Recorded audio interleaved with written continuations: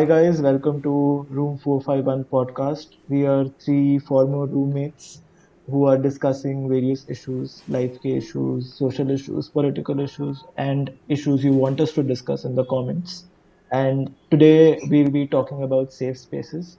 I hope that most of our audience understands what this topic is, but assuming you don't know and assuming you've not yet been subjected to the torture which goes on in universities today. I'll just explain it to you briefly what a safe space is. So essentially, this is something which originates in the 1990s, 1980s. It has its roots pehle bhi in mostly on the political left, and it develops in universities in America and in Europe, where people, when they're discussing ideas, intellectual ideas, or like social issues or political issues, they have to be mindful of what other people are feeling about the topic being discussed. They have to be mindful about whether somebody, if it's a sensitive issue, when if somebody has had trauma in their life, so if they have, then you have to be like careful about what you say. Even if you're going to say something, you have to give a trigger warning pehle, so that people are not their trauma is not triggered, and then they suddenly like having this rehash in their brain about of their trauma. So you have to be mindful about all of this. And now a lot of people since the early 2000s, they've been taking it to an extreme, and now right-wing groups on universities, conservative students, they've been saying that this is an assault on free speech.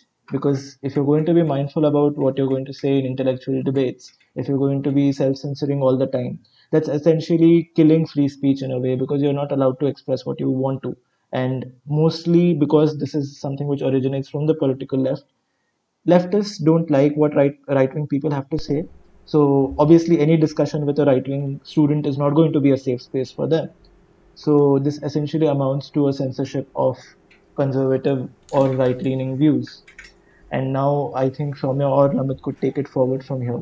But I hope that the viewers and the listeners get the gist of what a safe space is, or at least is supposed to be. Yep, I'll take it from this point.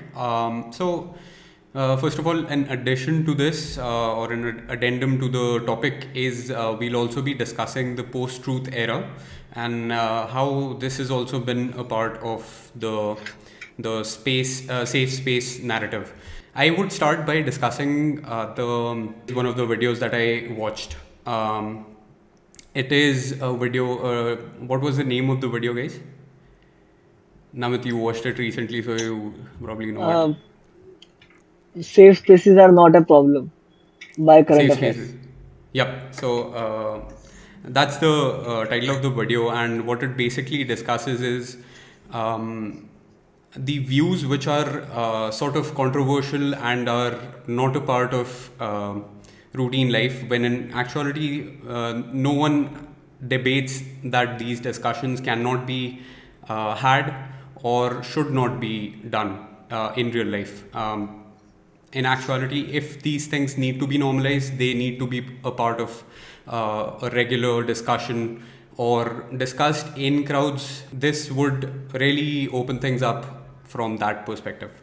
But the video debates that these ideas are very vulnerable in a sense, and that is why people do not prefer to discuss them when they are in a crowd which sort of believes in just negatively shutting down the conversation, when in actuality it is just introducing points which you might have to face at some point in the future. They also add a point that if this is a part of freedom of speech, and if this is a novel type of conversation, why should it not be a part of the conversation, and why should this group not exist? Yeah, so the video also discusses and draws an analogy between safe spaces and support groups like Alcohol Anonymous and everything else. So, the first of all, the analogy is wrong because Alcoholics Anonymous is a support group. That group isn't meant for discussing ideas or discussing relevant issues or something like that. The group is for supporting the people who are suffering from alcohol addiction and who are trying to uh, remove or get past that addiction. But when you talk of a safe space when discussing issues and discussing topics, etc. So when you are discussing an issue and discussing a topic, one of the foremost premise that I think is before discussing a topic is that making people aware of the issue or making people aware of the topic. Right. Now discussing that topic in a safe space, just for the people who already know about the topic or don't have views which are against that issue, would leads to a certain sort of self censorship and even leads to less information getting communicated between the group as a whole, because the group as a whole has only one identity and one flow of thought. So there are less diverge issues and opinions which could be discussed if we are connected to the issue. I want to add to that point, like the point that you just mentioned about discussing ideas that people are already familiar with. That also adds to the idea which the left often says about the right, which is creating echo chambers like Parler instead of Twitter. Where you just bombard ideas of a certain type or a certain philosophy. In that case, you're not facing ideas from all sides of the aisle, and you're basically protecting yourself that sort of mental tussle with yourself, which is sometimes healthier when put in context. And if needed, you can also take a break from it. But that does not mean that people should not be having that sort of conversation in real life. That is also a good segue to introduce post-truth, I feel, if anyone Okay. wants to introduce I post-truth. think I'll just Sankalp would be the right person to segue this. I'll just mention it briefly. So essentially, what happens in the 70s is that the left movement across the world, they start to realize that they're collapsing politically, not just in democracies, but even in totalitarian societies like the Soviet Union, in Ukraine, across Eastern Europe. Communist societies, communist governments, they start collapsing. And because of this defeat, across the world, this political defeat, where Margaret Thatcher is the prime minister in UK, where Ronald Reagan has become the president of the US, and this is a very, conservative ideology, which just Yeah, 15 years ago was denounced as radical, too radical for democracies.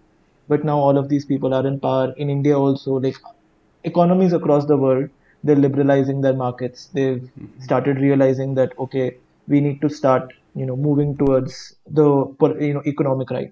At this time, the left starts developing ideas which are frankly uh, mumbo jumbo. Like, I think this would be too dismissive, but that is what, if you're really engaging with them, you'll understand that ultimately that it's your identity which matters and not what beliefs you hold. And then I think this begins in the US more than in any other country, where they start having affirmative action programs on the basis of diversity and not on the basis of merit or qualification. And they're Right. like affirmative action programs to promote diversity are constitutional, and they say that diversity should not be like intellectual diversity, and they do say that it should also take into account your professional background, your regional background, but essentially it's about race. And it's like in a 2003 US Supreme Court case, there's an African American Supreme Court judge in the US, Clarence Thomas. He said that this is unconstitutional, and he said this is nothing but classroom aesthetics. That is all you're caring about. Like, if you have a certain number of black people, certain number of Hispanic people, certain number of Indian Americans and other minorities in the classroom to promote diversity, that's not diversity. That's, you're promoting classroom aesthetics, and you want the population to feel diverse, but there is no real intellectual diversity, because these people, maybe they may be white, they may be black, but they all hold the same political opinions, and there's no real diversity in the class which a university is supposed to promote. And I Right. think this originates from a very left, neo left point of view, where identity matters more than your beliefs. Your lived experiences should be informing your opinions, and if they don't, then you're denounced as somebody who's like a traitor to your race. Because ultimately, it's all about your identity, your gender, your race, your caste, your sex, more than uh, what you're, what you actually think, which may be a product of reason. Yeah, I think that is the whole point. Like, intellectual diversity is not the diversity that they want to go for. Instead, they want to go for a diversity which is artificially generated and is meant to actually not be inclusive in that sense. They want to be exclusively inclusive of people who fall under a certain sort of ideology, or follow a certain ideology and think a certain way. I remember watching this video like a few days back, where Obama was discussing this point, that the idea of having or not having conversations, rather, based on whether they are coming from an opposing side of the aisle, is just absurd. Like, you cannot have that on a campus where students are being taught how to live and deal with the real world. You're basically priming children, or students in this case, to become aware of things that they are bound to face in real life, and not become aware, sorry, in this case, not become aware of things that they should, through a natural course of having conversation with with your peers. Maybe they have opposing opinions to yours, but sometimes it might be healthier to listen to them, and you might end up having a changed mind, or you at least have a different perspective to the idea that you originally had in your mind. That's true. What I wanted to ask was, why is there a sudden increase in the concept or in the talk about safe space? Because I don't remember talking about safe space before, I think like 2016, 17 or something like that. Okay, this might sound just cliche, and it might not be completely the answer that you're looking for, but I think it is mostly because of the media that has grown so widely. The things that you hear in the media these days, some of these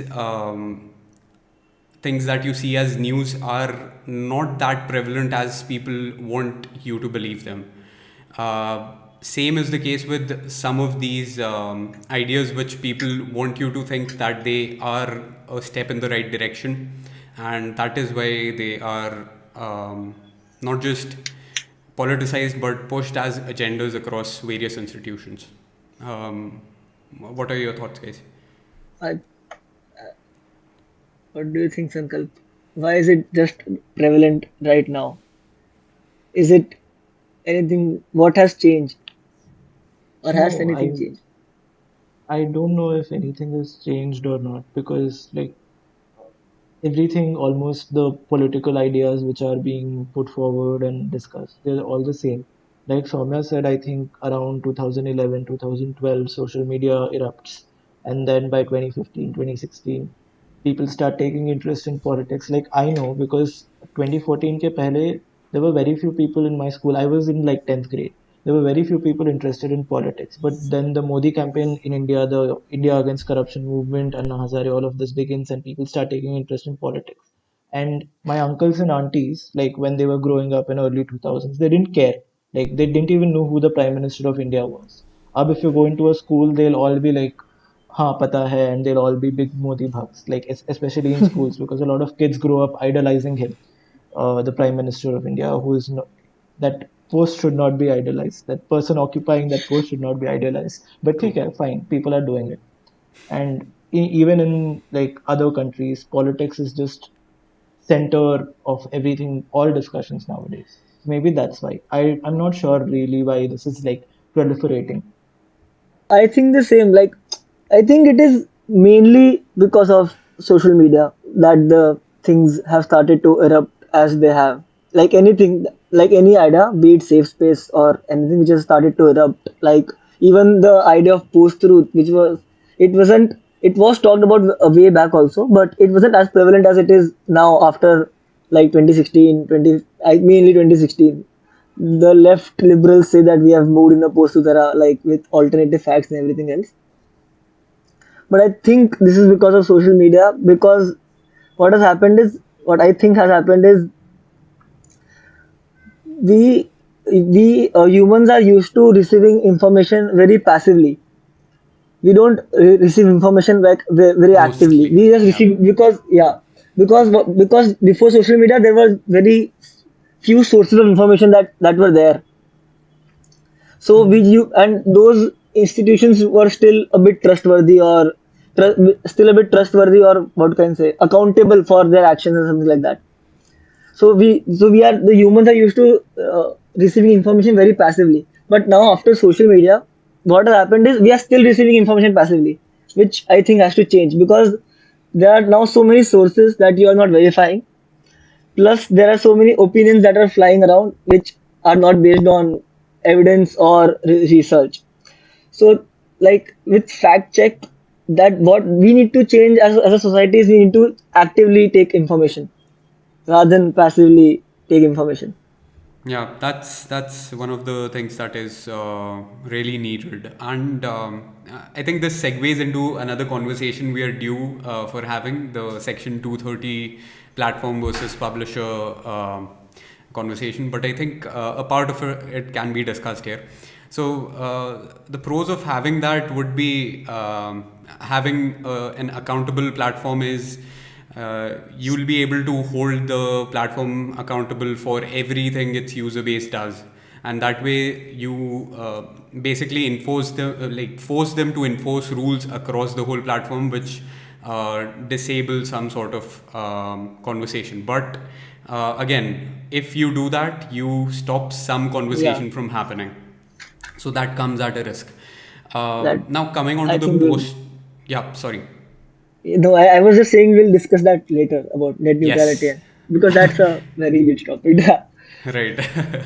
um, yeah, coming on to the post-truth thing, what do you guys think is post-truth one of the reasons behind the idea of safe spaces, like having one's own truth heard and being spoken out? I think I'll just, say like this is a random opinion. This is not really backed up with anything. This is just correlation. And I think because like when you speak of post-truth, and this is a philosophy which says that knowledge is not acquired through reason. Like your conclusions don't have to be based in reason, they have to be based in your lived experiences. And now, what is your lived experience? You were born into a minority culture and may or may not have succumbed to, like, not succumbed but suffered through racism or something, like discrimination. And now, because this is your lived experience, whatever opinion you hold is a product of that. And if anybody counters it, they are like invalidating your identity. And I think this is a result of this in this way, because like before post-truth, like before postmodernism, all your opinions, the government was structured, the society was structured according to reason. And reason was something very abstract, like people used to sit and reason it out logically. They could like have assumptions which were bizarre, like, Plato said that everybody is born different, so there has to be a hierarchy, slaves are not citizens. These assumptions may be bizarre, but at least people had assumptions they agreed on, and then they reasoned through it. And then when their assumptions were proven wrong, they changed it. But I think post-truth doesn't account for that. So maybe this is why. Yeah. But isn't truth like always based on a lived experience? Like not very that I don't think post truth is not something new. Like even like before when in 1930 something like that, I don't know which is any very medieval times when people were still used to believe things they saw or things they felt or something like that. There's no the no, truth is always based on a lived experience, even like or an opinion of a mass, like even religion for a matter of fact, like Jesus walked on water. That is that people still believe in that. That is a that they think it is a truth. It is a truth, but now we don't know if it is a truth or not. So truth has always been affected or has been based on an opinion. What has changed is just the magnitude of it. Because what happened before was like if you were living in a community and there was not much communication, So if you are living in a suppose east side of an island, you wouldn't know what is happening on the west side of the island, and the whole east side would have same lived experiences. So there was a much more objective approach to truth because they had the same lived experiences. So they had the same assumptions on which they were agreeing about, and that's why they have the same. They had a good discussion about or good discussion about the truth, and that is why there was more agreement towards it. But now people know what is happening to West Coast, North Coast, South Coast, everything else. Even if you're not affected by it or are affected by it, but still. And So what I've seen with the media is they want you to get affected by yeah, certain things which probably do not matter to you as much. And they want you to have an opinion about that. Or at least they frame it that way that you should have an opinion about that. yeah, yeah. Um, both on the left and right, they try to force you to have a conversation which you may or may not, first of all, want to be a part of, and second, you might not necessarily benefit or get anything out of being a part of. So that is something that is that has happened. I don't know if it's good or bad. It can be both, but that is something that I've seen. I think why media does it is because it gains eyeballs. Matlab, more people viewing it, more people using it, more profit, more profit, more profit. It is good for them at least. Yes. I mean, I agree with both of you. Like, yes, media is also trying to, maybe because of profit or maybe because they're controlled by people like Rupert Murdoch owns Fox News. He's conservative, so he likes to push his own political opinions. But I mean, there are some things which everybody agrees on whether or not they had knowledge, like widespread knowledge like this. Like, there's a movie from 1978 called Grease, and usme ek football, I think, I don't know what kind of a like there's some game they're playing and then the coach just tells a student like he says this is my opinion and the coach tells him like look, this is not about your opinion, either you are pregnant or you're not. And there are some things where there are like really no there is no scope for saying that maybe this isn't true, maybe this is normatively, if you look at it, maybe it's different, it's just an interpretation. I mean, some things are just facts. Like Exactly. and there are like because this is a very political and because universities nowadays are very politically charged, like maybe 2015 के पहले सब engineering कर रहे थे, they didn't have to discuss all of this because everything is a fact there. You can't say कि oh maybe like there is no gravity probably, and this is just my lived experience, okay. I mean if I mean ये पहले नहीं होता था, and now like India maybe because a lot of parents like they've opened up to other streams and a lot of people are doing law. I've noticed like social media there's a sudden boom of law memes, and I'm assuming that a lot of people are doing law, so maybe this is why this is expanding so much. But that aside, I think there are some facts, some things you can't disagree about, like say from a lawyer's perspective, if the parliament has passed a bill, Lok Sabha and Rajya Sabha, and the president hasn't signed it yet, I can't tell them that I feel that this is the law because the president is anyway going to sign it. I'll start enforcing it, suing people on that basis. That's just not how it works. The system. And there are some things you all have to agree about, even if it's a fiction, even if it's not true, you have to agree that this is how the system works. I mean, the concept of having consensus about certain things, that is how democracies exist, that is how laws are made. Everything happens on the basis of that.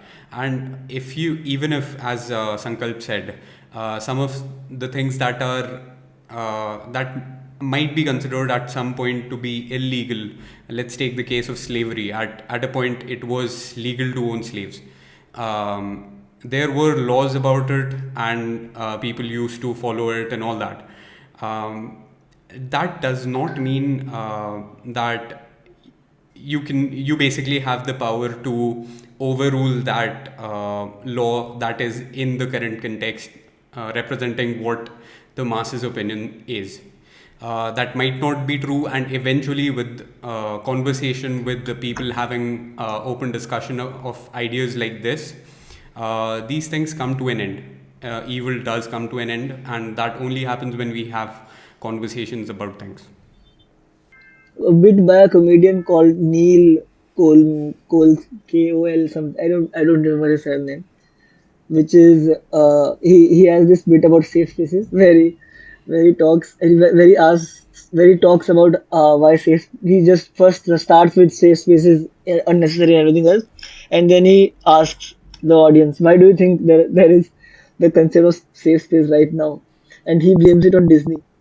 So he says Disney has made the whole generation believe that they have to be princes and kings, and princes, kings, queens, and princesses, and so everyone wants to be Simba or Mufasa, but no one wants to be the hyena or or the or the crowd or the crowd who was there like downstairs to the king. And then he also says Disney should have made Finding Nemo and not Found Nemo.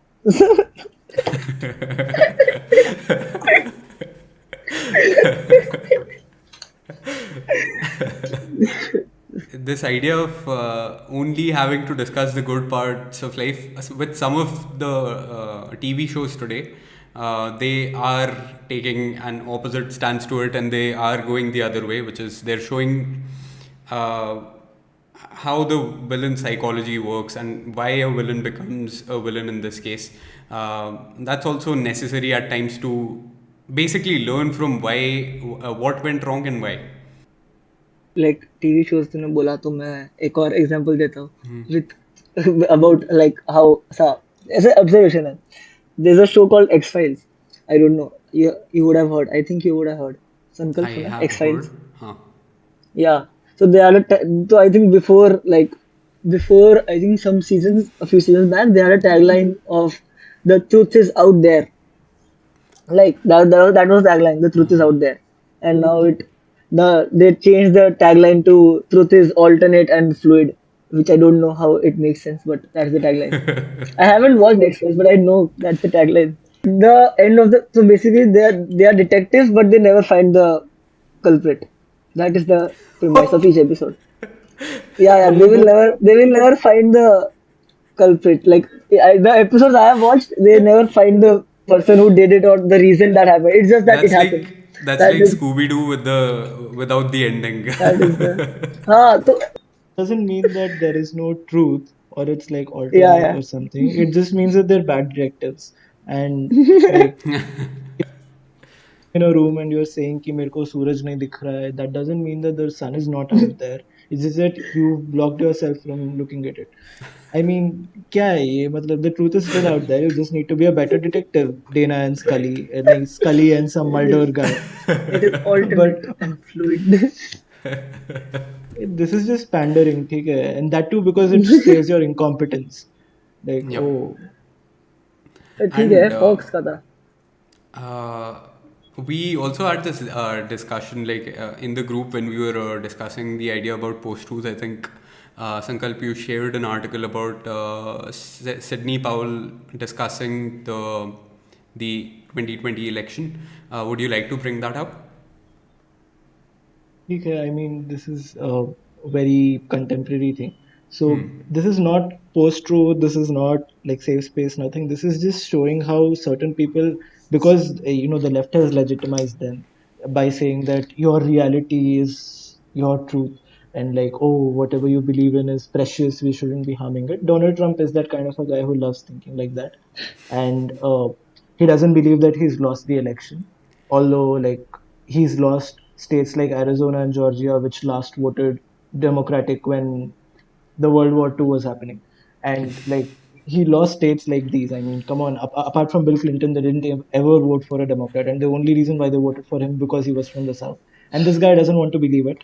And now his lawyer, who's Sidney Powell, who's filing cases across these states, she believes that there was massive voter fraud and she has like so much evidence. She's like, I'll release the kraken, and she's like, मैं court में जाके prove करूंगी and ये करूंगी वो करूंगी, and she just goes to the judges, she throws petitions at them, she's like, read these, and they're like, evidence कहाँ है, this is just testimony by people who are not even credible. And she's like, no, no, they're telling the truth, which is ultimately speculation. She's doing speculation in a court of law and saying that this is my evidence. And Yep. thankfully, the US doesn't work like that. A lot of countries where the rule of law works, we require evidence in a court of law. And obviously, post truth in a courtroom breaks down. And when it either from the right or the left. And when Donald Trump finally realizes that he's lost the election, he's never going to concede that he has. Like he'll just say कि fraud हुआ था, and that's his lived reality, lived experience, and we should be careful in a safe space not to destroy that, kind of experience he's had. We should have pronouns for losers who don't really believe they are losers, like Zay or Zeta. we we shouldn't declare winners in a competition because losers can get offended. Should also get a prize, consolation prize, he say, but he should get something. Team यार उसका self esteem बिगाड़ रहे हो.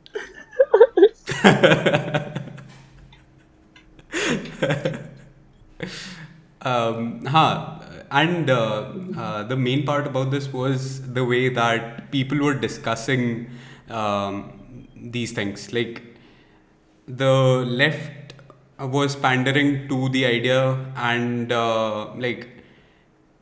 what was another one which I let me just fetch it from our group chat. I'll actually play my audio first because this is in reply to that. Yeah. I just gave a brief read to the story, and I think I'm missing some context regarding the story because I did not follow Sidney Powell's story, but I did follow the Pennsylvania case where there was video evidence of voter fraud. Um, what is the missing context here? I am not able to understand कि यहाँ पे voter fraud हुआ है and people are not accepting it, and that's the post-truth. Yeah, voter fraud नहीं हुआ है and this lady is going out on a limb and saying कि voter fraud हुआ है. Okay, so that was my question to the article that Sankalp had sent, or then Sankalp replied with mostly the witnesses aren't reliable. I think he's speaking for Arizona and Georgia, not for Pennsylvania. And she did not even disclose, and this is not Sidney Powell, Pennsylvania killer. She did not even disclose the names of the people. Basically, she did not bring in the people who were witnesses to the so-called voter fraud. And that was the biggest problem. In the other case, which is the Pennsylvania case, there is videographic evidence, and people were coming out saying that this actually happened. So there was evidence in that case. But in case of the other lawyer, even Trump receded his support for what Sidney Powell was doing later on. So, yeah. And I'll just read on further what Sankalp had mentioned. If you guys remember anything of that context, you can. Achha, theek hai. So Sidney Powell was also claiming there was massive voter fraud, which he just mentioned, but they just don't measure up to a standard where it would be enough to overturn the election. But look at how both the sides have decided what the correct thing is even before the cases come to an end. And that is the discussion about the post-truth part. The right-wingers, they believe her claims, and the left-wingers are making fun of it. So they just want to believe in their own truth without actually looking at what comes out as a legal result or a result of the legal proceedings. So that is the discussion that we had. I'll just add on a few things. Like, firstly, the Pennsylvania case में the video evidence which they presented in court, it did not measure up, and the testimony which was filed, they were not by people who were really there. They were just people who were like observing from 20 feet away, and then they were brought closer. And that was not really fraud, like it doesn't amount to fraud. So the court dismissed that. And Sidney Powell recently, she was in the White House. Donald Trump has stopped listening to everybody else. He wants her to be a special counsel. So she still has a lot of influence. Formally, nahi, but at least she has his ears. And like, it's just funny because look, I mean, I mean, I am like a political conservative, and across like these socialists, they believe in this international commune and everything. I also feel like, arey, matlab, foreign countries, mein, if there are conservative parties, I'll like give my moral support. But Donald Trump is just somebody who's just, I don't know what to say. I mean, after a point of time, dude, like this is a system which, like, even if you overturn Pennsylvania's election and you say that these 20 electoral votes will now go to Donald Trump, he'll still lose by a lot. Like he'll still like have, it will be 286 versus 242 and 242, yeah, something else like that. So it will still not be enough for him to win the election. 252 electoral votes is not it. Like 270 tak jana hai. But like, Yep. you know how post-truth may, there is also this concept that mathematics is also oppressive, and they're like I there didn't know is about something this. called as in like 1940s 50s, Soviet Union and Nazi Germany mein, these people had like party in mathematics kind of programs where they were like doing mathematics to prove Nazism or communism. Like this, I think one day we can also have some program. If it is true, what do you think RD Sharma is on which side? Kind of a guy, yaar. He's oppressed so many students. Now we've realized that he's also oppressive to our political agenda. So, I think that's it from us in this edition of Room 451.